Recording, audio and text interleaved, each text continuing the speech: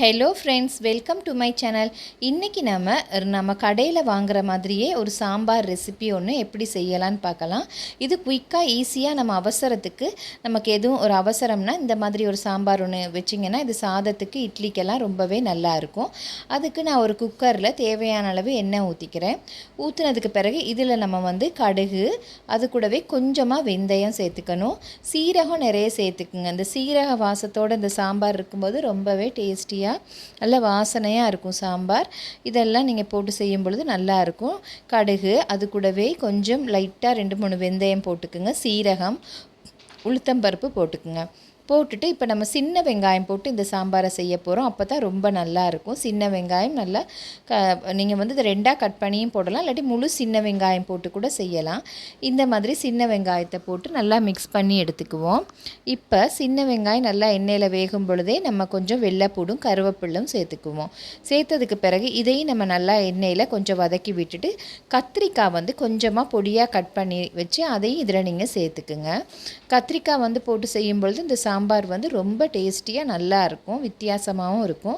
இப்போ இதை நம்ம நல்லா இந்த மாதிரி எண்ணெயிலே கத்திரிக்காயும் வேகிறதுக்கு மிக்ஸ் பண்ணி விட்டுக்குவோம். மெயினாக கத்திரிக்காய் இதில் கண்டிப்பாக சேர்த்துக்குங்க. மற்ற வெஜிடபிள்ஸ் இல்லாட்டி கூட பரவாயில்ல, நீங்கள் கத்திரிக்காய் மட்டும் கூட சின்ன வெங்காயம் வெள்ளைப்பூடோடு போட்டு செய்யலாம். நான் இதில் கொஞ்சம் கேரட்டை போடுறேன்.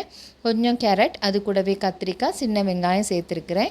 தக்காளி கொஞ்சம் சேர்த்துக்கலாம். பீன்ஸ் இருந்தால் பீன்ஸும் நீங்கள் இதில் சேர்த்துக்கலாம். சேர்த்துட்டு இதை நம்ம நல்லா இந்த மாதிரி எண்ணெயில் நல்லா இதை வதக்கி விட்டுறலாம். பச்சை மிளகாய் 2 போட்டுக்குங்க. போட்டுட்டு இந்த மாதிரி நல்லா வதக்கிட்டு நீங்கள் இஞ்சி பூண்டு பேஸ்ட் விருப்பம்னா போட்டுக்கலாம், அப்படி இல்லாட்டி வெள்ளைப்பூடு மட்டும் போட்டுக்கலாம். இதில் நம்ம உப்புத்தூள் கொஞ்சம் போட்டுக்குவோம். நான் கல் உப்பு போட்டிருக்கிறேன். இப்போ இதையும் போட்டு நல்லா மிக்ஸ் பண்ணி விட்டுட்டு இதில் நம்ம கொஞ்சம் மஞ்சள் தூள் போட்டுக்கலாம். நீங்கள் இதுக்கு நான் துவரம்பருப்பு எடுக்கலை, நான் சிறுபருப்பு, அதாவது பாசிப்பருப்பு தான் எடுத்துருக்கிறேன்.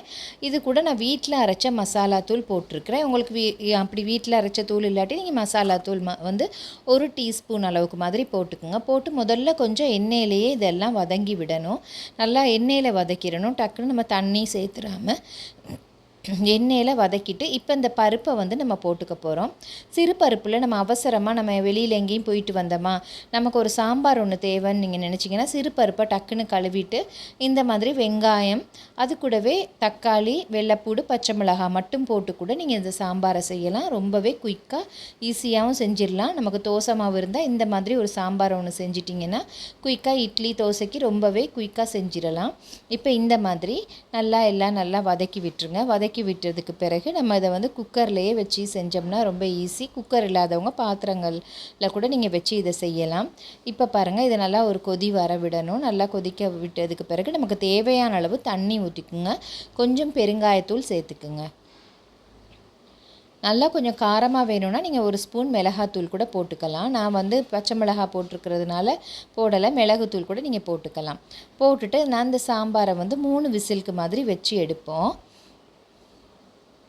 ரொம்ப அவசரமான நேரத்தில் நம்ம அந்த மாதிரி சிறுபருப்பை டக்குன்னு கழுவிட்டு குக்கரில் வச்சு எடுத்தோம்னா போதும். வெஜிடபிள்ஸ் கூட இல்லாட்டி நீங்கள் ரொம்பவே இந்த மாதிரி சாம்பார் வச்சு செஞ்சு பாருங்கள். ரொம்பவே வித்தியாசமாகவும் இருக்கும், டேஸ்டியாகவும் இருக்கும். பாருங்கள், கடைசியாக சாம்பார் இந்த மாதிரி தான் இருக்கும். இது சின்ன வெங்காயம் போட்டு நம்ம செய்யும்பொழுது சீரக வாசனையோடு ரொம்ப நல்லாயிருக்கும். கண்டிப்பாக இந்த சாம்பார் ரெசிப்பியை நீங்கள் ஒருக்கா ட்ரை பண்ணி பாருங்கள். ரொம்ப அவசரமான வெளியில் எங்கேயும் போயிட்டு நமக்கு ஒரு குழம்பு வைக்கணும் அப்படின்னு நினச்சோம்னா இப்படி ஒரு சாம்பாரை செஞ்சு பாருங்கள். Okay friends, thank you.